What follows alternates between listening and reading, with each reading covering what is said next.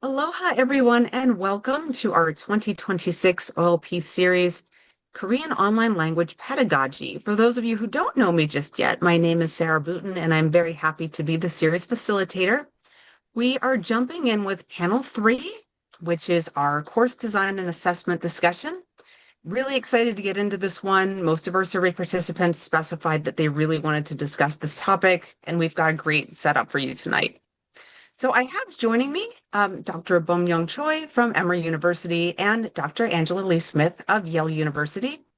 This series originally started with an idea of getting in and discussing the ins and outs of teaching some of the less commonly taught languages in the online environment to really dig into how we teach these languages online. So tonight's session will be an organic conversation between educators sharing stories, ideas, and thoughts. Just a few quick housekeeping items before we get started. I do want to also extend a huge and warm mahalo to all of our friends at NFLRC for making this series possible. We greatly appreciate your dedication and your commitment to the series. And we will be recording our session, and you can actually see our other 2 sessions that have already been recorded out on the YouTube site for NFLRC. So please feel free to check that out, subscribe, and keep in touch with all of our offerings. And during our time tonight, we would love to hear from our participants. If you'd like to share your own comments or questions in the chat, please do so. In order for everyone to see your comments or questions, be sure to click that blue drop-down button and select everyone so we can all see your contributions. So without further ado, we'll go ahead and get into our questions. Dr. Lee Smith, we'll go ahead and start with you. I would love to hear about which aspects of Korean you find most challenging to teach online and why. Oh, before we do, can I introduce Oh, myself yes, absolutely. briefly? Please go ahead and introduce yourself. My apologies. Dr. Lee Smith, please tell us a little bit about yourself, your background, and how you came to be a Korean teacher. Thank you. Well, hello, aloha, everyone. I'm Angela Lee Smith. I'm a senior lecturer too and coordinator of the Korean language program in the Department of East Asian Languages and Literatures at Yale University. My work focuses on curriculum design, proficiency-based assessment, and teacher training. I've also taught Korean in a variety of settings and with different learner populations, including high school students, undergraduate and graduate students, heritage learners, and working professionals. During the summer, I also teach in the intensive immersion program at the Middlebury College Korean Language School. My online teaching experience includes teaching during the pandemic, of course, and also online programs such as NISLI program from the State Department, and those occasional days when a snowstorm on the East Coast closes campus and suddenly our in-person class becomes an online class. Those days I teach online. Thank you so much, Sarah, and the NFLRC for having us. I've learned a great deal already from the previous panels and all the participants, and I'm very happy to be part of the conversation today with my dear colleague, Dr. Che, and all of you participants. We certainly appreciate the introduction. And then Dr. BUMYONG CHOI, if you can please tell us a little bit about yourself, your background, so we can get to know you a bit, please. Hello, everyone. I'm BUMYONG CHOI. I'm a Korean language program coordinator at University of Emory University, Department of Russian and East Asian Language and Culture. I've been teaching 15 years at Emory, actually. Before that, I finished my degree at University of Hawaii. So NFLRC and then NFLRC and then University of Hawaii is more like my own institute.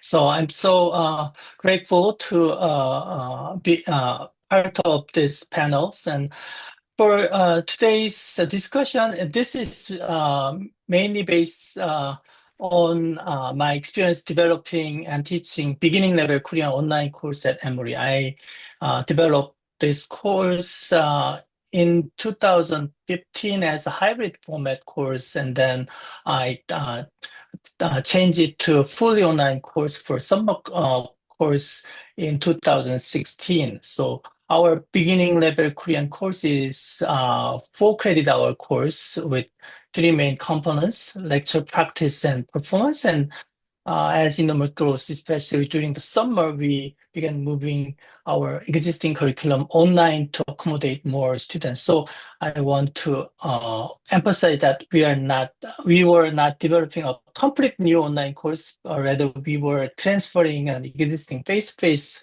course into online formats while maintaining the same learning outcome and expectations. So that's going to be the the discussion based particularly. So I'm thanks for having me for this panel, and I'll continue the discussion. Thank you very much. Wonderful. And I love that we've had so many folks from UH just rejoin, alumni and all. So thank you very much for being here.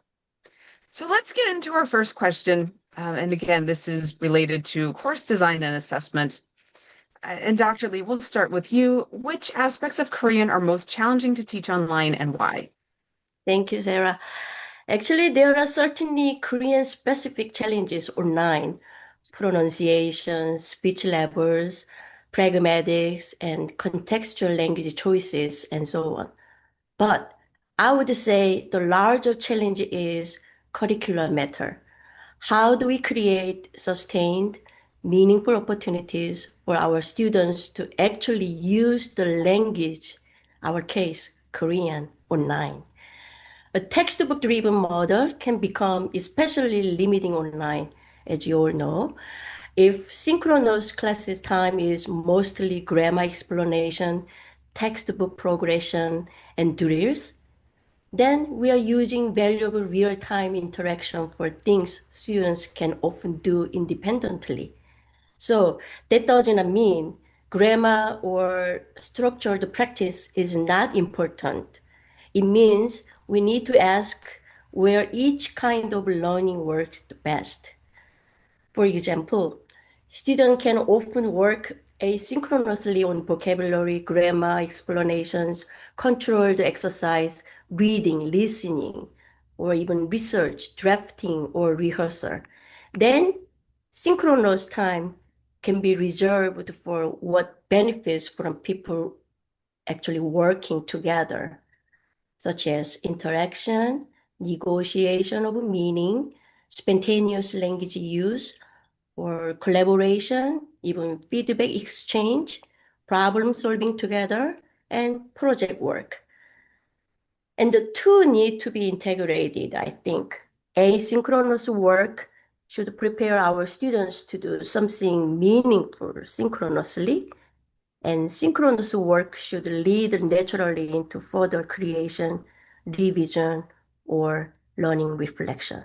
So the challenge is not simply how do I teach this Korean grammar point online? The more useful question would be, how does this learning fit into the curriculum, and what should our students be able to do with the language? I think that's a really important question to ask no matter what you are working on or designing, whether it's in person or online. So important to make sure that we are fitting what we need to teach students into the curriculum and doing it in a way that will engage them and challenge them as well. Perfect. Thank you very much. And then let's go to Dr. Choi. Again, it's going to be the same question. And which aspects of Korean are most challenging to teach online and why? For me, the most challenging aspect of teaching Korean online is assessment, especially today's topic. So designing assessment that are both valid and reliable in an online environment. The challenge is not simply moving a traditional test onto Canvas site. In many cases, assessment itself has to be redesigned. So, for example, in our traditional beginning Korean course, we typically have like closed book vocab quiz for each lesson, several lesson tests, and written final exam. Those assessments are relatively easy to control in physical classroom, but they do not transfer well to an online environments without some form of proctoring. So the question becomes, if I cannot be completely sure what resource students are using, how can I design an assessment that still tells me what they can actually do in Korean? So with that, with the growing availability of AI tools, this has become even more challenging, particularly for writing assignments. So it is increasingly difficult to determine whether a polished piece of writing accurately represents a student's independent proficiency. So speaking assessment present a similar issue. So traditionally, students might memorize a core dialogue or perform a communicative task using the key grammar and expression from that lesson. Online, however, it is much harder to know whether students are performing independently from their memory or reading from a script, using notes or receiving other kind of assistance. So assessment integrity is an ongoing challenge, and I don't think we can completely solve it. But I have had to rethink not only how I can administer assessment, but also what kind of evidence of learning I want student to produce. So at the same time, online assessment does offer some kind of advantage, particularly for formative assessment. When students submit individual audio or video recording, I can listen carefully to every student's pronunciation and speaking performance. In a face-to-face class, there is rarely enough time to listen closely to every student during every lesson. So online, I can identify very specific pronunciation issues. For example, with individual vowel or consonants when students are first learning Hangul, provide targeted asynchronous feedback, and then follow with that students during the synchronous Zoom session. So in that sense, online teaching can actually give me more detailed information about individual students' performance.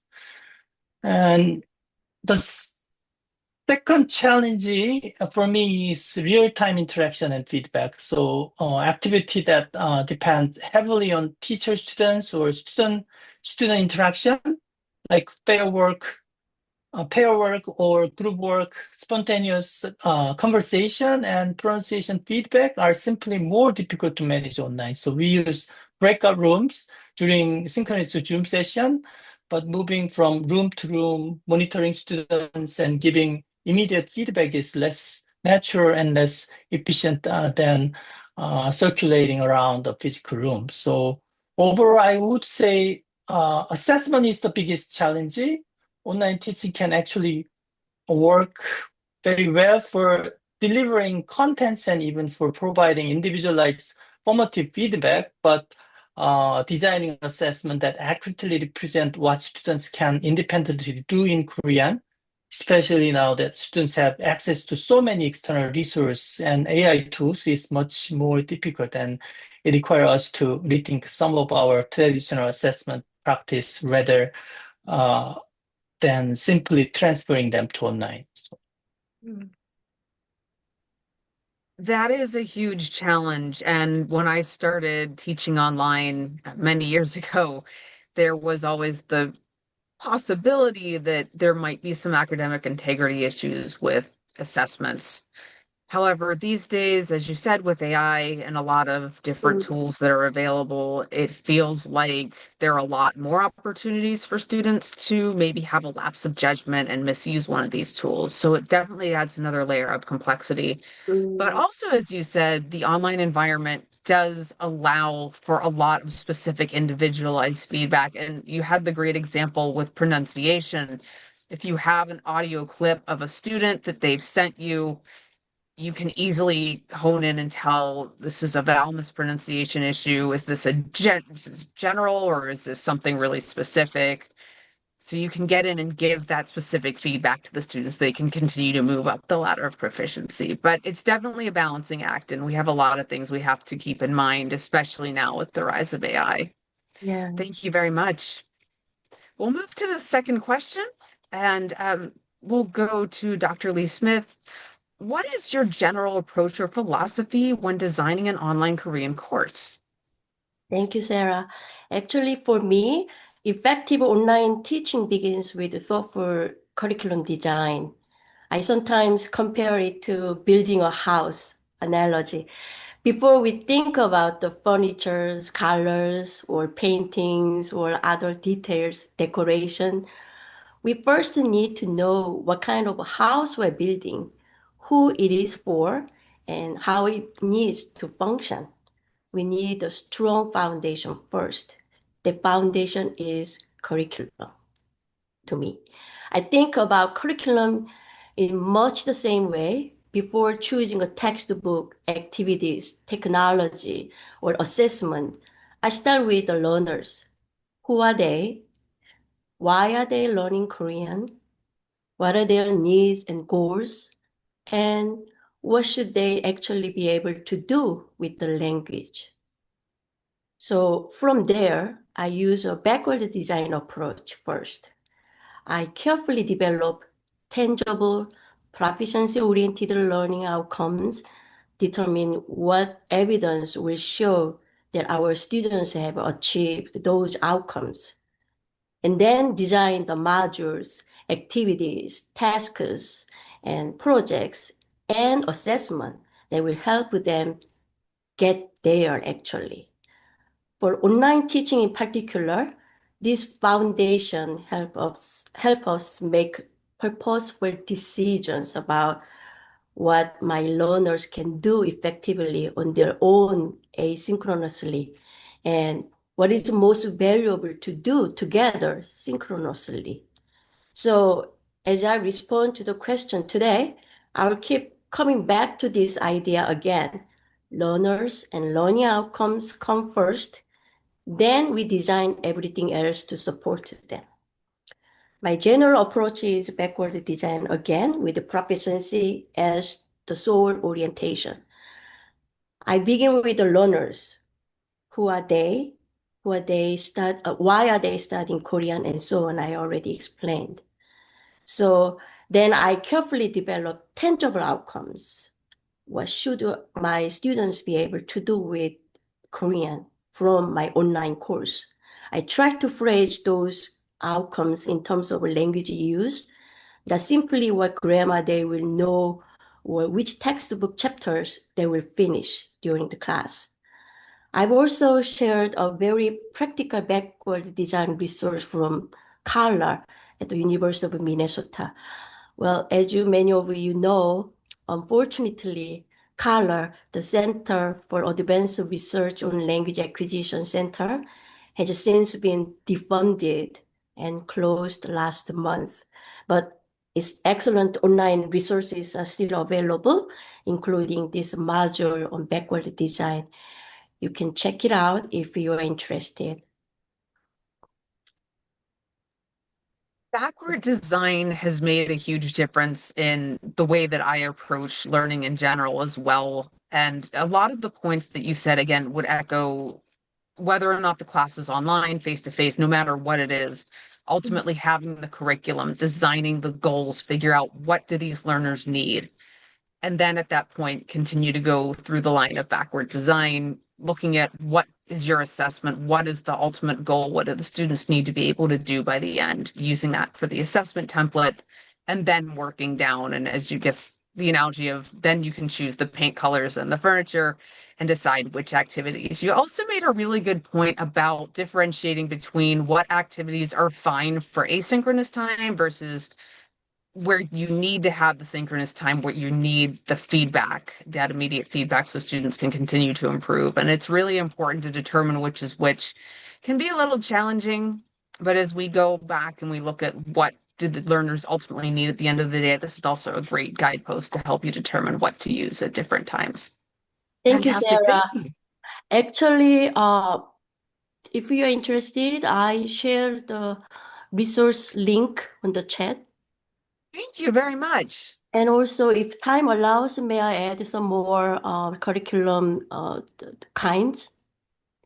Please do. Go ahead. Okay.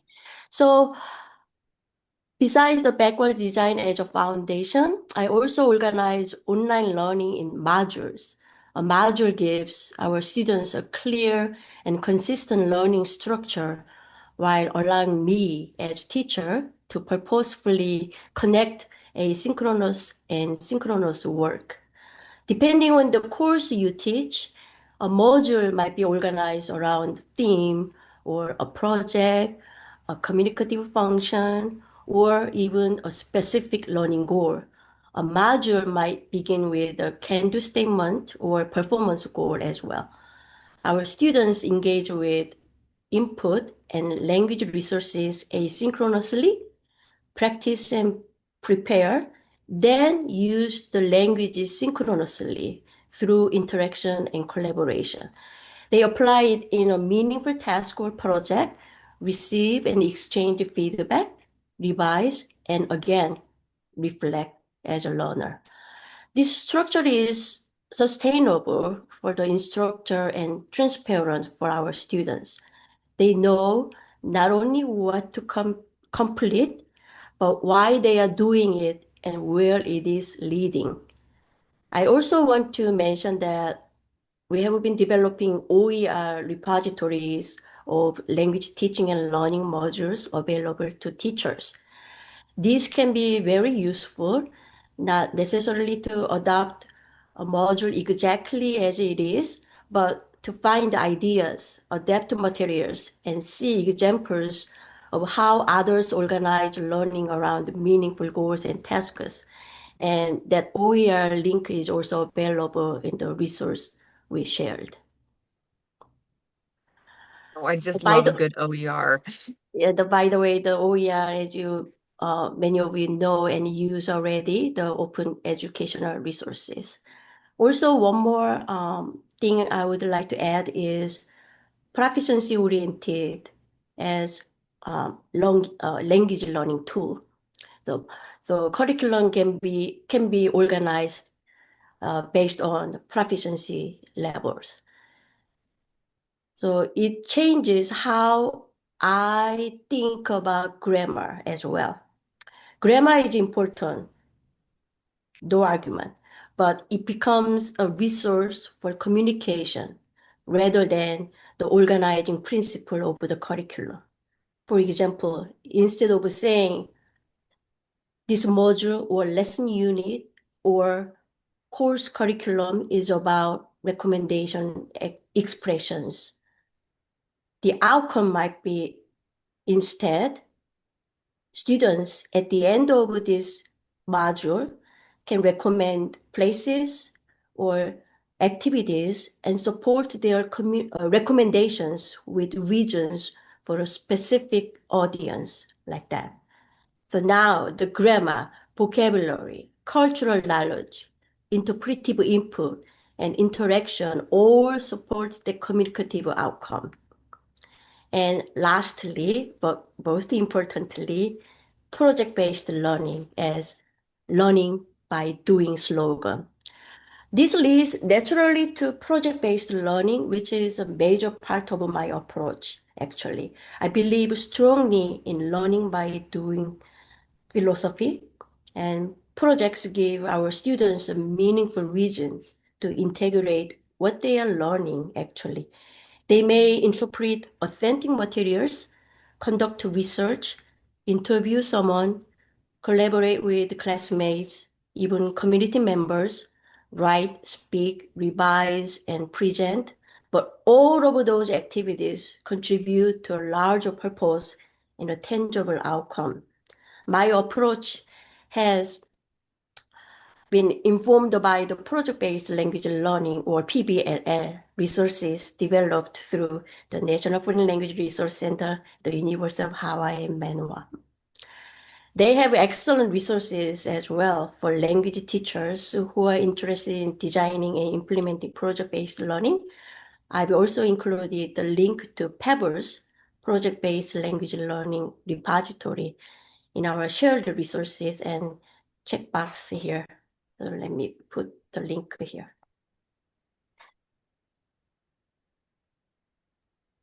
Thank you for that. And I love that that resource keeps being mentioned. It's fantastic that other folks are recommending it. So many great resources for project-based learning. And I think what this all comes down to is, as you said earlier, it's about the why. And especially those of us that teach teenagers, that can sometimes be a really critical element to work in because teenagers aren't always the most captive audience, and they might wonder, when are we just going to just learn grammar all day? When are we going to actually learn how to do different things? So when you can show them why this grammar point is important, which absolutely it is, but ultimately the why is kind of driving the curriculum to some extent too. And great resources for project-based learning and really giving meaning to what the students are doing in the language classroom.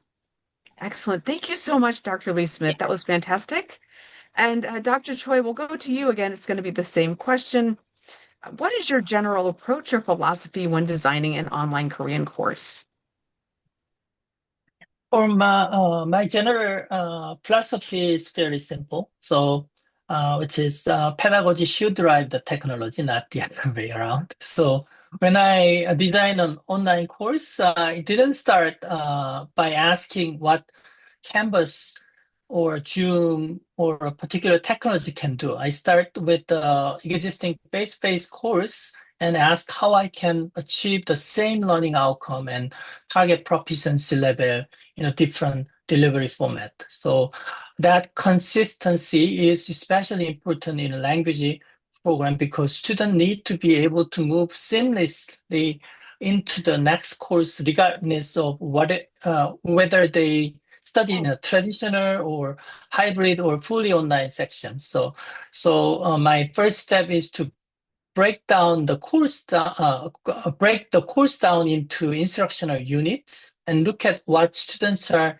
actually expect to do in each one. So then I ask what can be transferred online as it is, and what work better asynchronously, and what really need synchronous interaction.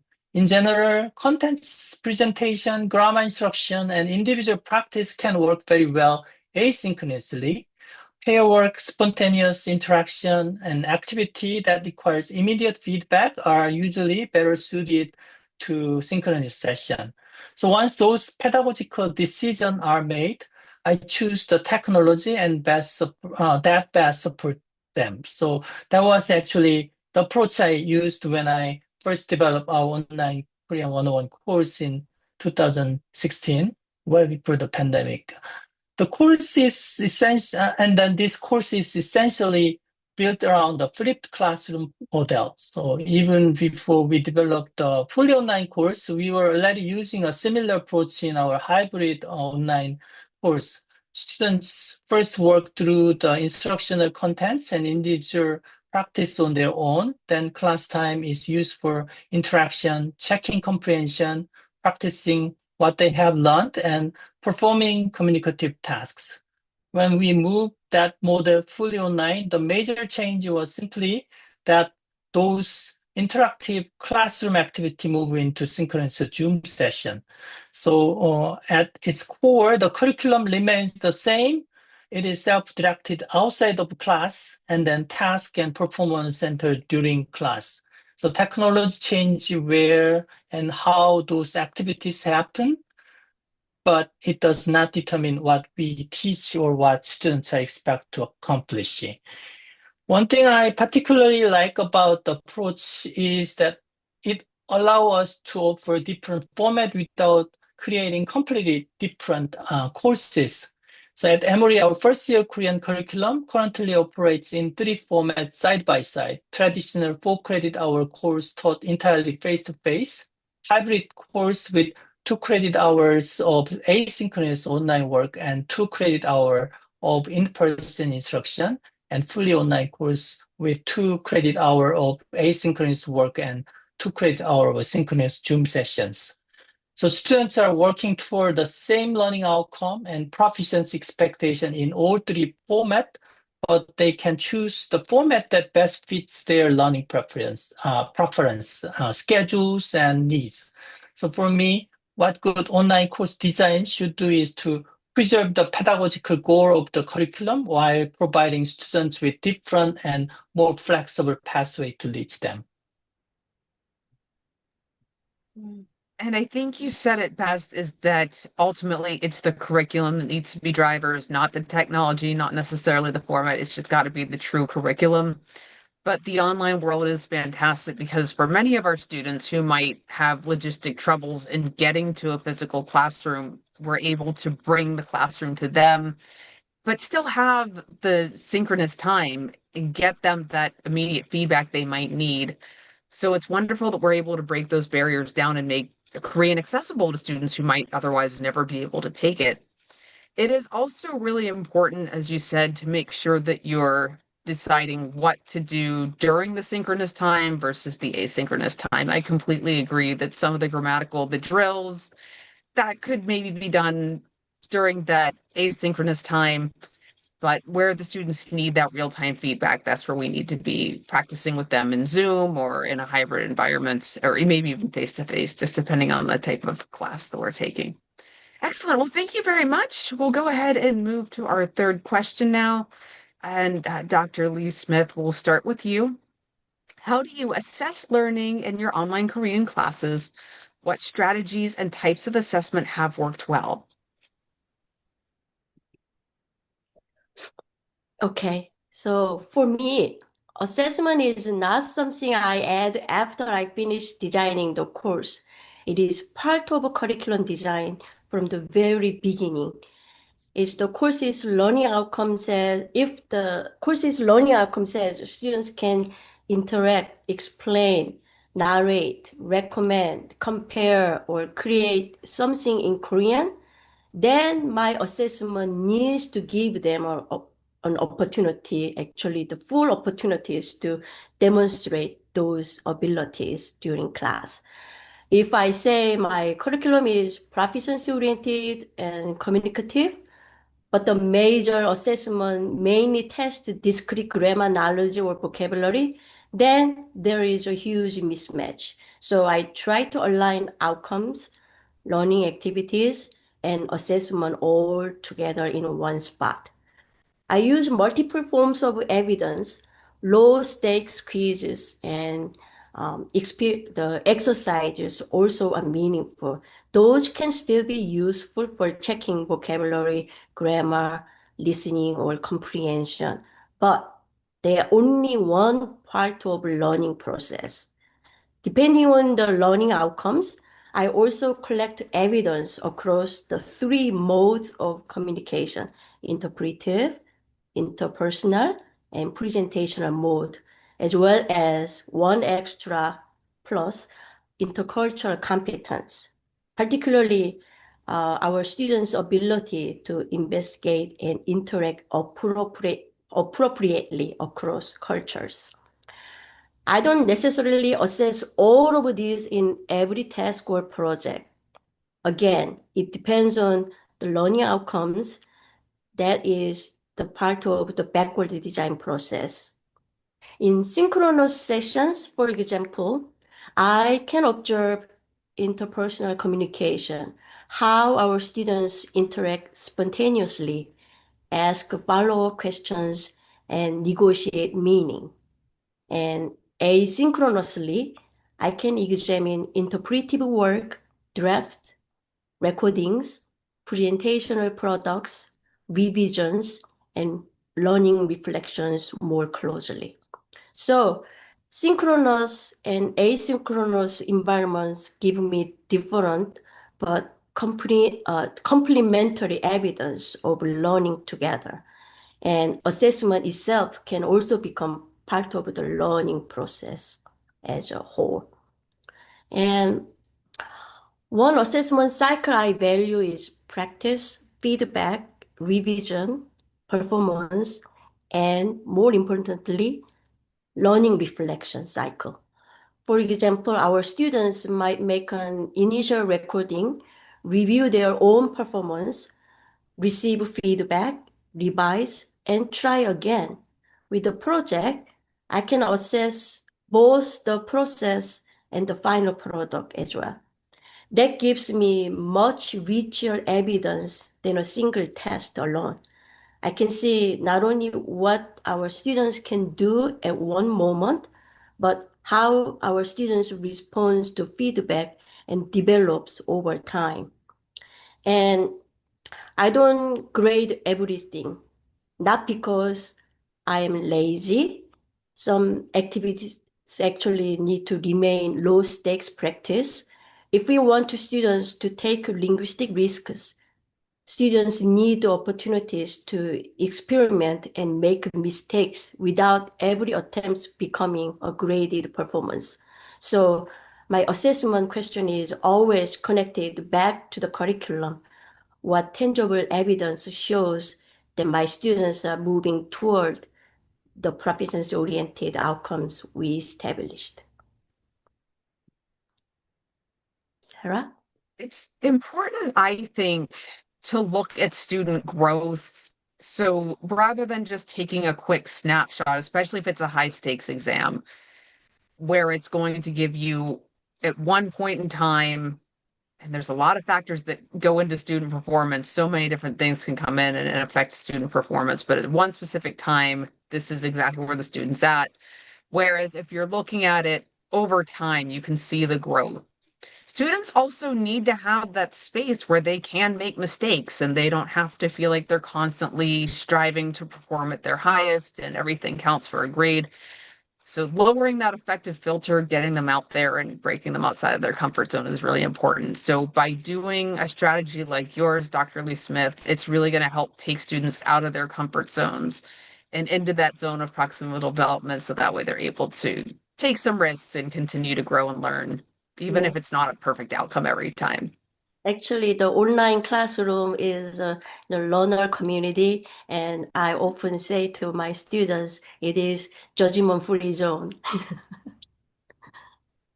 Definitely, definitely. And it helps build community as well if students are able to come in and organically speak and not worry about having to be perfect all the time and knowing that they're not being judged and it's okay to make a mistake and learn and grow. Perfect. Thank you so much. And then Dr. Choi will go. Oh, we have a follow-up question actually here for Dr. Lee Smith, if we could quickly address that. What textbooks do you select? Are there appropriate textbooks for your specifically designed courses that meet the goals of the curriculum? Actually, in our program, we got rid of commercial language textbooks. Instead, we use and adapt those textbooks for reference books only. And our curriculum is designed around performance-based and proficiency-based and communicative functions. So students know how to make purchase and order their food, then they don't have to learn from those from the textbook dialogue. So very organic and it's fluid, and it also gives our students freedom to choose what they want to learn as well. So we involve our students in the process of the curriculum design and learning goals and activities they would like to do as well. I love the flexibility, and I've noticed a lot of that too, where a lot of online programs don't typically just use a textbook. There might be some textbook content involved, but usually it's a little bit more organic, and it's wonderful that you're able to give students a voice in what they actually want to accomplish and learn, especially tying it into such a real world connection like placing an order for food, really important to do if you're a tourist. So I love that there's that flexibility and the ability to choose a little bit too. Wonderful. Thank you for that. Also, Dr. Choi. briefly going back to the curriculum design, that's why we adapted project-based learning. Also, the module can contain diverse projects students work on instead of textbook chapter units. Yeah. And it's wonderful to have that flexibility, being able to make choices like that versus being kind of forced into just whatever's published in that textbook. Thank you very much. Dr. Choi, will go to you. Again, this is the same question. And talking about, oh, sorry, I lost my place on the chat. Apologies. Okay, so talking about assessment, how do you assess Korean learning in your online Korean classes? What strategies and types of assessment have worked well? So before answering the question, actually, so thank you for sharing, Dr. Smith, the curriculum of the Yale University Korean program. And so this course I'm talking about is actually different from Yale program. So probably audience can compare. So this is traditional class and the beginning class that has a certain textbook and then taught in traditional way. And then I move it to as I mentioned at the beginning, so this traditional class to online format. So probably audience can compare how the difference of this type of online course and then Dr. Smith's course difference. So my answer for the question is, as I mentioned earlier, the assessment has been the most challenging part of teaching Korean online. So my assessment approach has changed quite a bit over time. So rather than simply transferring traditional assessment online, I gradually redesigned the grading structure around what actually works in an online environment. For example, in our traditional course, we used to have frequent closed book vocab quiz, and I moved those into lower stakes frequent practice through Quizlet and untimed Canvas quizzes. Together, they now make up only about 5% of the final grade instead of 10%. And then the goal is still to make sure students are learning vocabulary consistently. But I don't treat an online vocabulary quiz as a strong evidence of independent performance. The biggest change has been with tests and exams. So when I first developed the online course in 2016, we tried to preserve the traditional assessment structure. So students took lesson tests and final exam through ProctorU, and those exams account for about 40% of the course grade. At that time, the university was able to provide individual online proctoring service so that model was manageable. But during the pandemic, every course went to online. So that kind of individual proctoring was no longer practical at such a large scale. So for a while, we used Respondus lockdown browser together with Zoom monitoring for midterm and finals.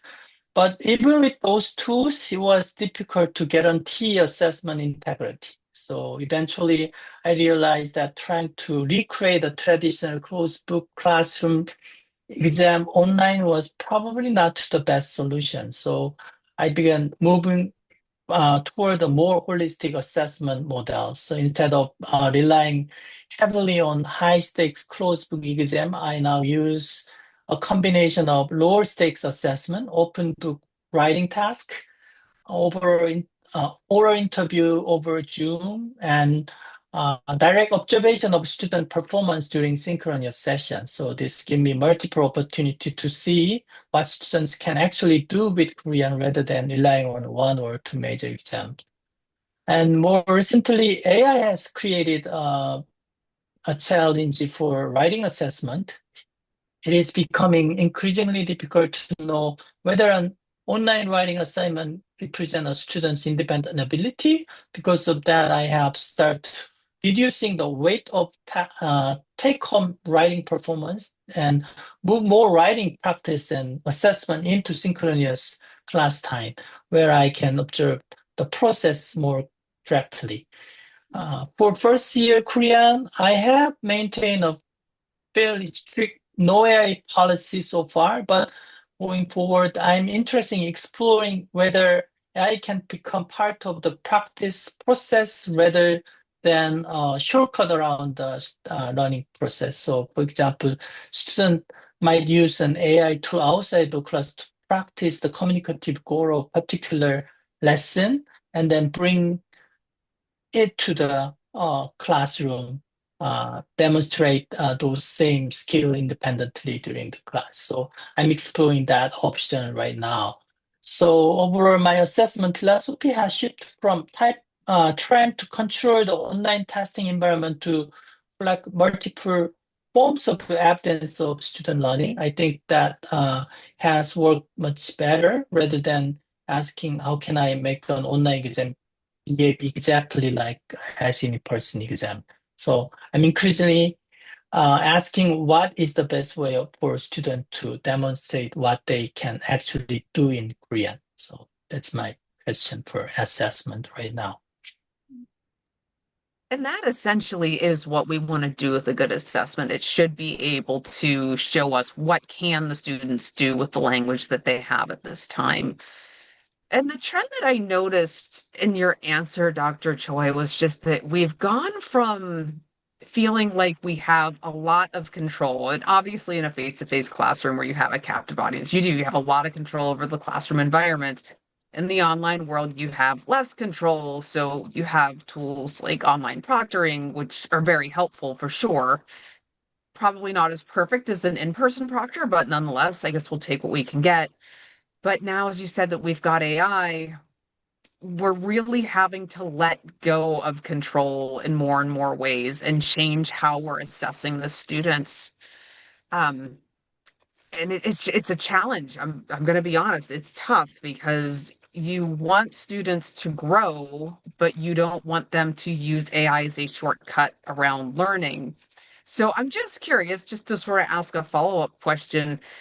One of the biggest challenges I'm having right now is I know my students are using AI, but I want to demonstrate the right way to use AI in my teaching and be a good model for using AI versus just saying you can't use AI at all, and then you know they're going to use it anyway. So you might not have the best outcomes if they're just kind of doing it behind your back. So I think by having transparency and modeling a good way to use AI, I think we're going to steer them in a better direction. I'm curious to see how you're either modeling responsible AI use or maybe setting some guidelines with your students so that they're using it the right way versus making it a shortcut.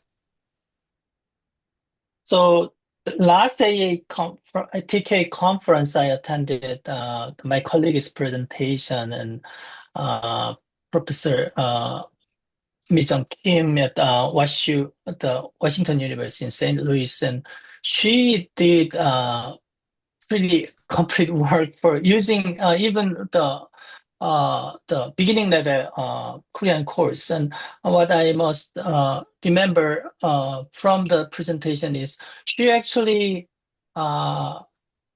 make the policy for AI with the students, and then keep coming back, like the not just one-time activity. So in the beginning of the semester, she actually uh, make a contract with the students actually, and they decide the policy, and then students are keep actually reflecting with that AI policy, and then the discussion going on during the semester, and then they actually modify it based on their experience. So I think that was very impressive for me, and I want to apply that kind of policy to my class too.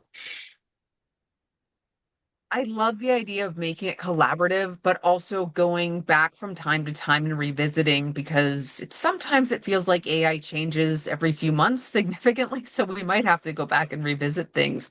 So I like keeping it open-ended, but I also like giving the students a voice and being able to input their own thoughts on what's the best way to use AI.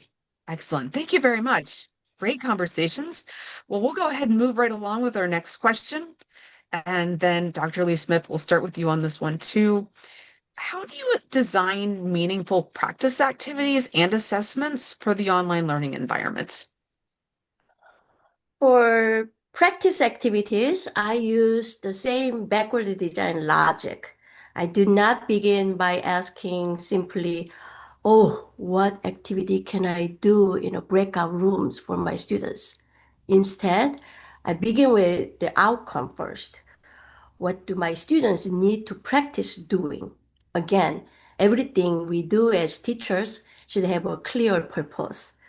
Then I design an interaction that requires our students to use that language actually. Individual work is important, but I also build in plenty of pair and small group work to maximize opportunities for our students to interact and actually use the language meaningfully. such as information gaps, role-based tasks, interviews, problem solving together, decision making together, peer feedback and discussion, and reflective discussion as well, and collaborative creation all work well because our students have a real reason and purpose to communicate. And it's not just about getting our students to speak. It's about giving our students a meaningful reason and incentive to communicate. Again, the technology can be very simple. Good curriculum and task design do most of the work, actually. Sometimes we ask our students to create elaborate videos or extensive use of technology and use multiple digital tools. But I think we need to ask ourselves first, what is the actual learning purpose? If students are spending more time editing a video or figuring out the technology than using the language or interacting with others or working toward the learning outcomes, then the technology may actually be getting in the way. So I always come back to the purpose of the task and the assessment. We want our students to invest their precious time in the learning that really matters to them rather than adding unnecessary technological demands for our students. That is a delicate balance. And at the end of the day, whether the learning occurs in a totally virtual classroom or even face to face where there maybe is no technology, ultimately we do want to think about what is the task, what is the meaning. And I thought it was interesting that you brought up that sometimes we're asking students to use tech tools to make elaborate videos. So the story I'll share quickly, my senior year, more upper level Japanese classes that I was taking at university, we were tasked with creating a TV show, and we had a lot of fun making it, and the students loved it because we did use a lot of graphics and special effects. But looking back and thinking about, we really did spend quite a lot of time in the old video editing software and trying to get everything right. And don't get me wrong, it was a lot of fun and our classmates loved it, but maybe some of that time would have been put to better use actually checking over some of the grammar and making sure that the mistakes weren't made, because I'm sure there were plenty of mistakes made. So it's definitely a balance. You want the students to have fun, and maybe it is fun once in a while to get in and create some videos using technology. But at the end of the day, the content needs to be there, and that's what we want the students to focus on, is the actual content they're creating. Perfect. Thank you very much. And then Dr. Choi, will go to you. Again, that's going to be the same question. How do you design meaningful practice activities and assessments for the online learning environment? Yeah, so please consider this is 100 level class. So when I design the online activity, I try to preserve as much of the interaction and meaningful language use of the traditional classroom as possible. And the question I usually ask is, how can I recreate the purpose of this classroom activity online, even if the format has to change it? So one tool that I has worked particularly well for us is VoiceThread within Canvas site. So I use it not only for delivering short instruction contents, but also for individual practice, teacher feedback, and student-to-student interaction. So I keep each instructional segment under the 10 minutes and build interaction into it. So students might answer a question while they're watching the lecture, or record a short speaking task, or respond directly to another student post. So I also require students to use all the time video for their VoiceThread response. And even though the interaction is asynchronous, seeing and hearing one another makes it feel much more like real communication rather than simply submitting an assignment to the instructor. So for example, in lesson 1, student practice the contrast between particle 은는 and then the 은는 contrastive particle and then to inclusive particle. by responding to the students who posted before them. So the one student say, like, 저는 1학년이에요. So I'm a freshman. And then next student is, if the next student is also freshman, then that student responds, 저도 1학년이에요. So I'm a freshman too. Or if not, the student might say, 저는 3학년이에요. So I'm a junior. So it is a very simple activity, but students are actually listening to someone else and then choose their response based on meaning. So even asynchronously, there is a communicative reason for using the grammar. So, and then more broadly, I try to use a task-supported approach rather than relying primarily on grammar drill. We still provide structured grammar and vocabulary practice, especially at the beginning level, but I try to connect the practice to a meaningful task. So in developing our online Korean 102 curriculum, for example, we organize a unit around the communicative task, connecting pedagogical tasks students practice in class with real world tasks that reflect how they might actually use Korean outside the classroom. So that's what we are doing in the beginning level Korean classes. The real world connections are always important from upper level to even at the very beginning, and that does keep students motivated to keep coming back and continuing to practice.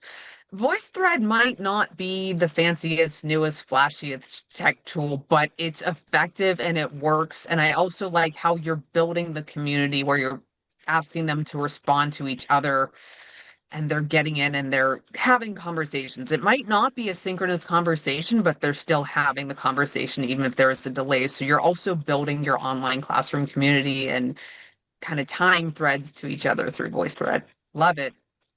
Perfect. Thank you very much. We'll go ahead and move to our next question now. And Dr. Lee Smith, we'll go to you. This is talking a little bit more about students. How do you assess student interaction with the course materials? Thank you, Sarah. I also think about course materials in terms of curriculum function. I don't want my students simply to click through a collection of readings, videos, and exercises. I often ask myself, why is this material here? What will my students notice, learn, or gather from it? And what will they do with that information? A simple sequence I often use is watch or read, notice, respond, and use.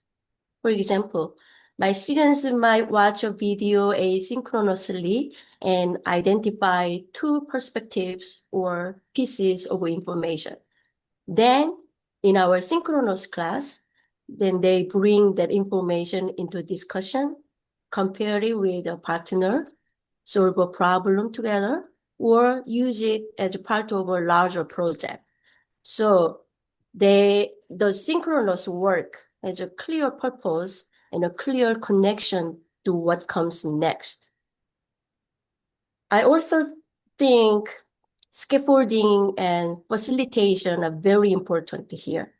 I don't want asynchronous work to become a checklist of assignments students complete simply because each one is worth points or grade. If my students don't understand why they are doing something or how it contributes to their learning, it can easily become a completion exercise. And now, of course, they may simply turn to AI tools to get it done, right? So from the beginning of the course, I try to establish a shared understanding with my students. It's agreement, establishment. Why are we doing this? How will this help you progress toward your learning goals from this class? How will you use it later after this semester is over? And that also affects how I assess the work. Not every mistake needs to cost the students points or grades. If the purpose is practice, I want the students to take risks make mistakes and learn from them. My feedback is also not simply error correction.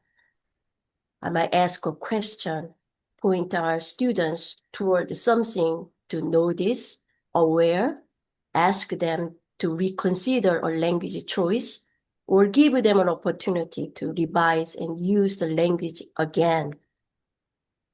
The kind of mutual understanding is very helpful to establish from the very beginning. Our students understand that the activities and assessments are not there just to generate grades. They are there to support their learning and give both my students and myself evidence of their learning progress. So ultimately, I assess engagement less by whether students clicked on or complete the material, and more by what they do with it, what they learn from the feedback, and how they use the learning in the next task. Sarah? So it seems like a lot of the themes that I'm hearing tonight, it's not just about how do you score in an assessment? Did you get an A? Did you get a B? Did you get a C? It's looking at the whole arc of how students are learning. So assessing it multiple times, seeing how they're growing, but also how are they applying their feedback? So those are all really key questions to ask. And I also like how you keep going back to the why. Why are we having students do this? And thinking back to my challenges with AI, and I'm sure that a lot of folks here are having the same challenges of how do we get students to not use AI when we want to see how they're progressing. When we make that point clear about this is what you can do by the time you finish this assessment, whatever that might look like, or by the time you've read this course material, I think they're a lot more likely to take it seriously and see, okay, well, what can I do on my own and produce content that they created rather than some AI bot spit out and didn't really, the students didn't learn too much from it. So I love that these questions keep coming up, and it's an important theme that I'm hearing. Perfect. Thank you very much, Dr. Lee Smith. And then Dr. Choi, going to you again, this is our same question. How do you assess student interaction with course materials? So I assess students' interaction with course material mostly through completion and engagement rather than accuracy. So since much of the learning happens asynchronously, I need some way to make sure students are actively working through the material before they come to the synchronous sessions.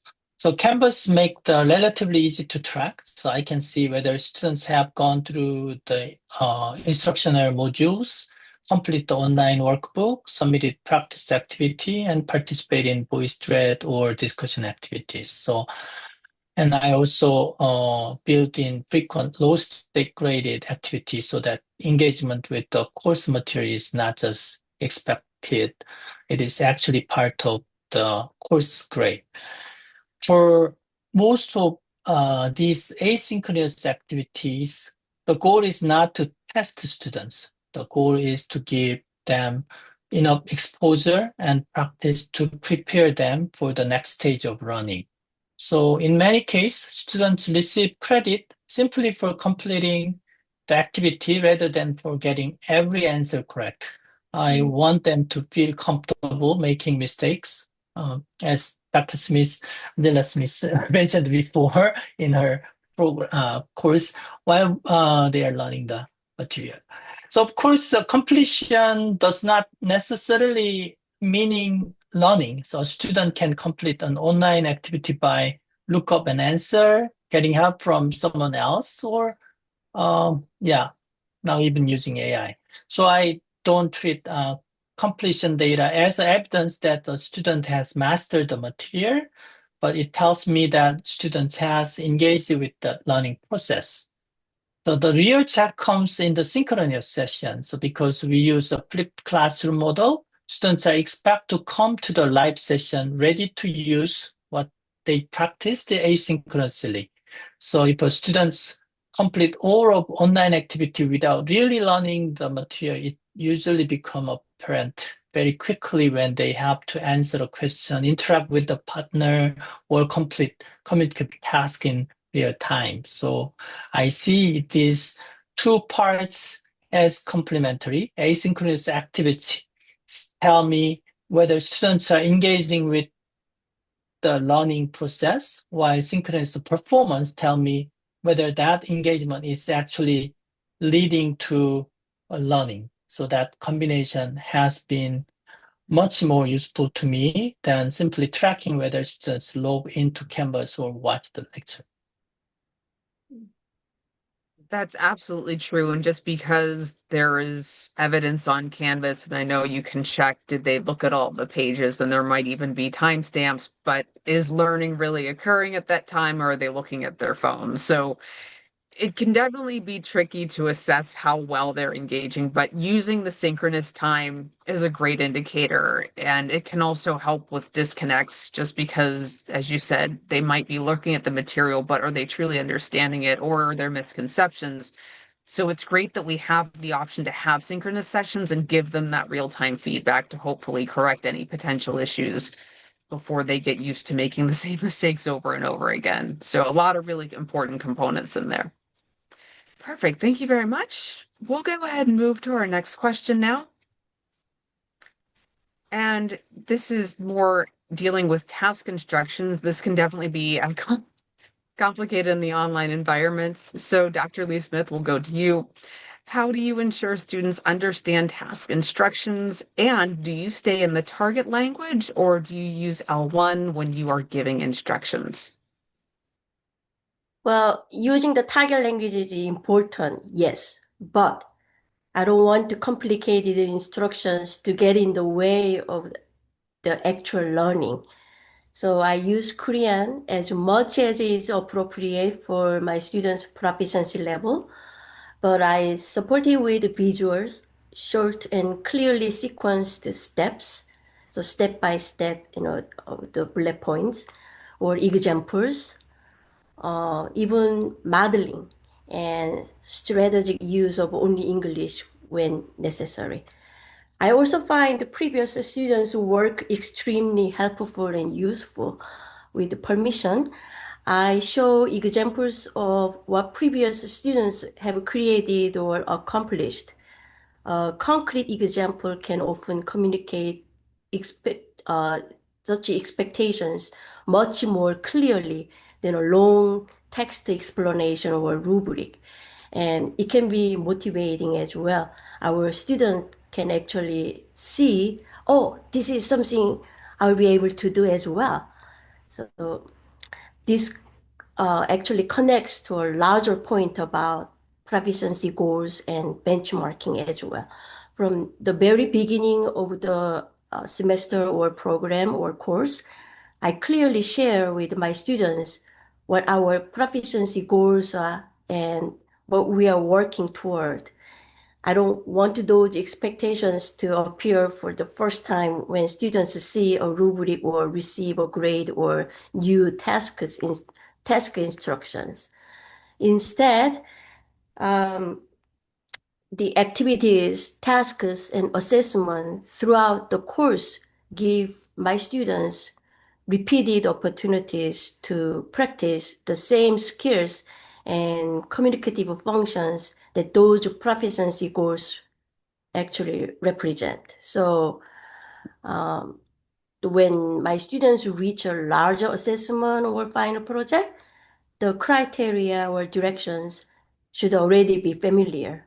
They have been practicing towards them throughout the course from the beginning. And again, I think modeling is very effective. So clarity is not only about making the directions easy and clear to understand. It's also about helping my students understand where the task fits in their learning and what they are working toward and how they will know they are making progress. Sarah? That's an important point, is that, and I know we keep hitting on this, but ultimately it is what do the students need to do with this content that's driving everything. So you mentioned a few things, scaffolding, visual, showing examples, all really helpful stuff. So whenever students go into maybe a situation where they might not entirely be sure what exactly it is that we're doing, by having the scaffolding, having the clear examples, it's going to help them relax and see, okay, this is what we're supposed to be working on. And maybe it's not going to be exactly the same response, but a response maybe similar is what we're looking for. So giving students that guidance is going to help them to relax and hopefully produce that output that we're looking for. Yeah. Wonderful. Thank you. Dr. Choi, we'll go to you. How do you ensure students understand task instructions? Do you stay in the target language or do you use L1? For the beginning level students, I generally give task instruction in English, and especially when I'm introducing a new type of activity. Yeah, so, and at the novice level, I don't want understanding at the instruction itself to become another language task. So if students have to spend too much effort figuring out what the instruction means, then can take attention away from the actual language task I want them to perform. So yeah, so that doesn't mean I avoid Korean completely. So as students become familiar with common classroom expressions and task types, I gradually introduce more Korean into the instructions, sometimes providing both Korean and English. And as their proficiency increase, I naturally shift more of instructional language into Korean. And I agree with Dr. Lee Smith. The modeling is actually more important than the choice between English and Korean. So rather than relying only on written or verbal instruction, I try to show students what a successful task completion looks like. So I might provide sample response or demonstrate the activity myself with other students' help, or have students look at an example before they begin. So especially at the beginning level, my priority is clarity. I use English when it helps students understand the task effectively, and use Korean when it is appropriate for their proficiency level, and rely heavily on modeling so that students can focus their attention on actually using Korean rather than trying to figure out the instructions. And it can also help students feel a lot more confident when the instructor is there modeling and maybe even working with some of the students one-on-one to do an example one together as a group. And then they can see, okay, this is what we're supposed to do. I also love the idea of using those set phrases, especially from level one. It's going to help them get a lot more comfortable with staying in the target language when they're ready, but also adding things like scaffolding examples, a lot of different ways that we can help students be comfortable, but also make sure they're understanding what it is that we're looking for, the output that we want to hear. Fantastic. Thank you very much. Just taking a look. I don't see any other questions that have come in from the audience, so I guess we'll go ahead and do another question from our list. Dr. Lee Smith, again, we'll start with you. What does effective onboarding look like in the first 1 to 2 weeks of your online Korean class? So, for example, are you working with students on getting their keyboard or input methods correct? Things like platform navigation, expectations for the target language, and community building. What does onboarding look like for you in your online class? I clearly see onboarding as part of a curriculum design too. In the first 1 or 2 weeks, my students are learning not only Korean, the language, but how learning will happen in this particular course. From the beginning, I help my students understand how the course actually works, how each module is organized, how the activities and tasks connect, where to find materials, and how to submit their work. We also establish clear expectations for synchronous and asynchronous participation, target language use, and interaction during class. As both Sarah and Dr. Che mentioned earlier, I think it is also increasingly important to talk openly about AI use from the very beginning, when and how it can be used, and when students should not use, because the purpose is to practice and demonstrate their own language skills, not to be graded and submit perfect work. The same applies to assessment and grading as well.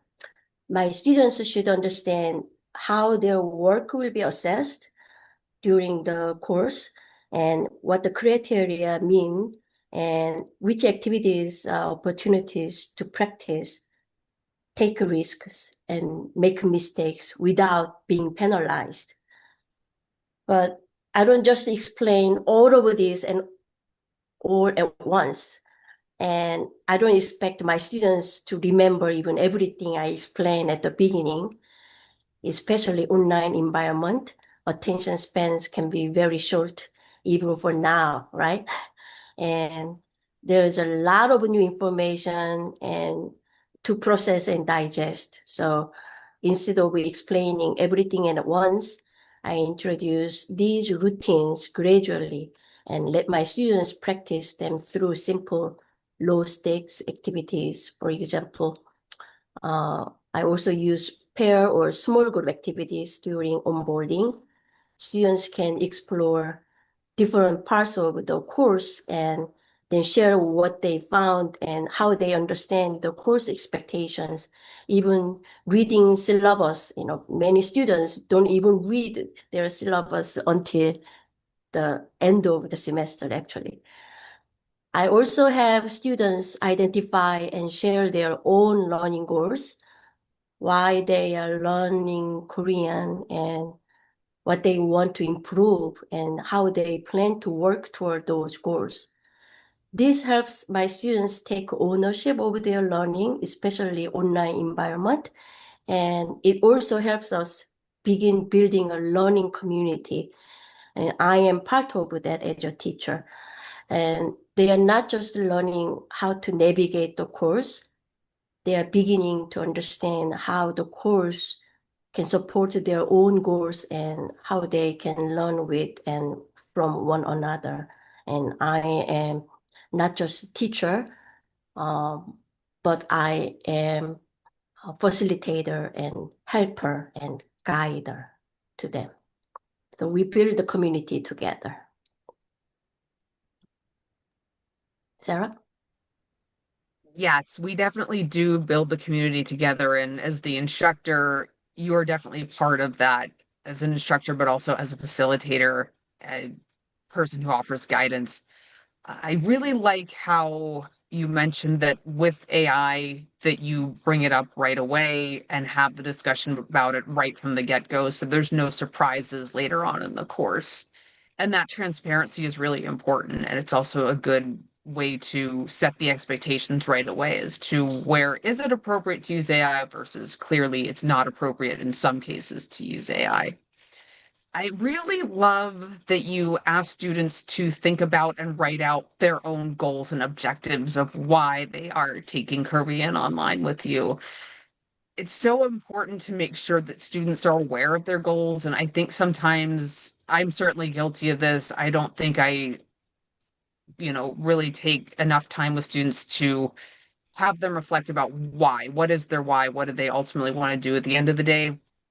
So by having that goal written out, they are taking ownership and going a little bit deeper into why are they showing up to class every day and submitting their assignments. It's not just because I want to get a good grade, it's because I have these goals and objectives that I want to set for myself. So now I'm going to meet them by coming to class and doing my very best.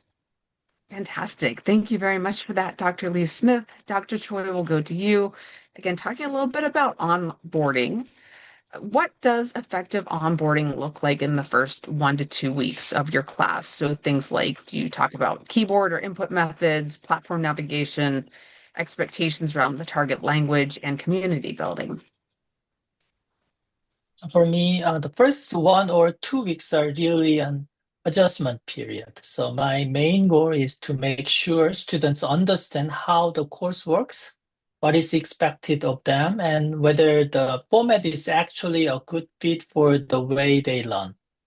So at Emory, we have 2 weeks add-drop swap period. So students may be moving in and out of course during that time. So that's why I try to be very clear from the beginning about the workload and the structure of course, especially how much independent work is involved. So some students just register class because this course has like the less the in-class meeting, or some students just like the register course based on their own schedule. So, and they don't know what type of the course are available in beginning level until I explain it. So, and so I asked them like whether they like have more interaction with instructor and then classmates, and less like the homework, or if you can manage your learning by yourself and then you're able to complete all this like the asynchronous activity. I show that all the lists that they are going to do in especially online class or hybrid online class. So then some students actually just move to traditional course. And then some students from traditional course move to actually hybrid course or online course. So I make sure that the students find the right course based on their learning style. So during that period. Uh, and one thing I emphasize from the beginning is that asynchronous work is not simply homework. It is part of the class itself. And students are expected to learn and practice the material before coming to the synchronous session. Then we can use our live class time for interaction, application, and performance rather than introducing everything for the first time. So, and then one of the first thing I do is make the weekly rhythm very clear. So what students do asynchronously, what we do synchronously, and what they need to complete before each live session. So everything is organized into Canvas modules in the same sequence each week. So students don't have to spend time figuring out where to find things. And at the same time, I try to be fairly flexible during those first couple of weeks. If a student misses an activity, submits something incorrectly or simply doesn't understand how the system works, I usually let them go back and then complete or resubmit it. And at that point, I'm much more interested in helping them develop the right learning routine than penalizing them for a mistake they made while learning how the course works. And finally, so onboarding is also about building community. So even before our first synchronous meeting, students watch a welcome video and Hangul introduction on voice thread and leave a short video comments or question, and then like post their introduction videos. Then they can see and respond to one another's post. So by the time we meet on June, they have already had some interaction with their classmates. So overall, I see the first 2 weeks as a time to reduce uncertainty and establish routines and community. So if students understand the course structure, know how to use the technology, and recognize that asynchronous preparation is essential to what happened in the live session, the rest of the semester tend to go much more smoothly. Excellent. I am a huge fan of the flipped classroom model, but if students are not coming to the synchronous sessions prepared, it can make it a little tricky. So I like that you're clearly setting the expectations and also giving students the flexibility. Maybe they do have a little bit of trouble initially figuring out how the course works, or maybe they submit something incorrectly. It's wonderful that they've got the flexibility to go back and resubmit things for the first few weeks.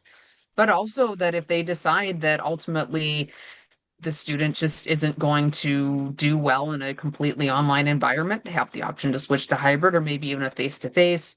Likewise, students who maybe signed up for a face-to-face instruction might find that they just don't have the time commitment and they might need something more flexible so they can move to the hybrid or entirely online format. So that's wonderful that we allow flexibility for the students. It has been a fantastic night of conversation. I can see Jim has posted our third panel survey in the chat. Thank you for that, Jim. If we could please ask all of our participants to go ahead and leave feedback in that survey, it's greatly appreciated. It does help us continue to hone our sessions and make them a little bit more of what our participants would like to see. So we certainly appreciate your time if you'd be able to leave that feedback. Before we do officially wrap things up, I again want to thank all of our panelists and NFLRC for making this series happen. We're greatly appreciative. I also would like to take everyone out on a quick little field trip before we wrap up. So I have the link to our series website in the chat. I'm just going to go ahead and share my screen just to walk everybody through what would need to be done if you choose to earn the certificate. Now, that may lead to CEU credit depending on your particular learning agency. You would want to ultimately check with them to see if a certificate would earn you CEU credit. But if you scroll down to the section about the certificate, which you should be able to see here, it explains the criteria to earn the certificate. So if you have been coming to the Zoom sessions. Now, I understand not everybody's going to be able to hit all three of them every single time. So we do have a little flexibility built in. If you maybe missed a session, if you'd like to go out to the NFLRC channel on YouTube, you can watch or rewatch any of these sessions at any time. And then you'll want to scroll down a little bit more and learn about the CEU credit option. As you can see, there is a completion due date of September 30th. So if you are looking to earn that certificate and potentially the CEU credit, you would want to go ahead and take care of that before September 30th. So it explains a little bit about the asynchronous tasks, which are going to be required for that certificate. So the items to complete are, one, the OLP Padlet. I'll go ahead and open this up. And you can see that from each of our panels, we have 3 questions to reflect on. So in the Padlet, you can just go ahead and read these and post your response. If you do need to brush up on some of the content in the other panels, please feel free, like I said, to go out to our YouTube channel and watch those. So you'll want to leave a response on each of these questions. We've got 3 questions per panel, so a total of 9 questions. The next thing you'll want to do is take a look at our hands-on activities. This is a template that you can access. You click make a copy.